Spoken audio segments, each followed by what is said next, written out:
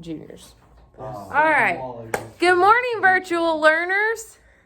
Okay, turn in your textbooks to page 164.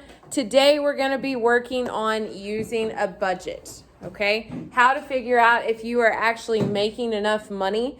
And the way I do it is a little bit different than the textbook, but either way you get the same result. So example 1, it says, Frank and Minnie Zorn have always kept accurate records of their expenditures. At the end of March, they prepared an expense summary. They had planned to spend $340 on groceries, but actually spent $361.85. How much more or less did they spend on groceries than they had budgeted? Okay, so the way I'm going to figure this out is, how much did they budget? 340.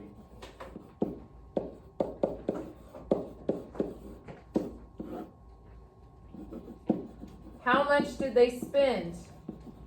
361.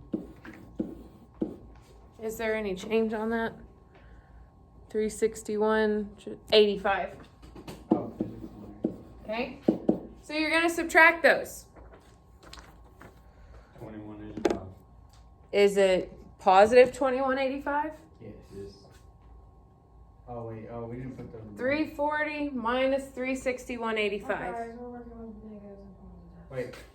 Oh, is that how the book does it? No, the book is doing it a little different. Okay, so yeah, Oh. it's negative. Yeah. Okay, so it's negative what? 2185. Okay, so this means they were under their budget, or they were over their budget. Okay, so the little note I put here, if your answer is positive, then that means you have extra money budgeted. If your answer is negative, that means they went over the budget. Okay, so I'm not going to make you guys put more or less.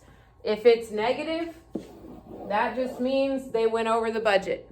If it's positive, that means they were within their budget. Does that make sense? Yes. Okay, so let's look at concept check number 1. It says Zoe and Douglas Hamilton budgeted $167.80 and they spent $158.90.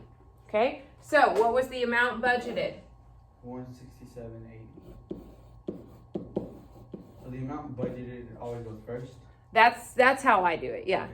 And then how much did they spend? 15890. So when you do your math there, I got $8.90. $8.90, and it's positive. So were they within their budget? Yes. Yes, they were within their budget. You don't want negative numbers. Okay, on number 2, Millie Bradley budgeted $647.50 and spent $671.92. So what was the amount budgeted? 647. And we're gonna subtract the amount that they spent, which would be what?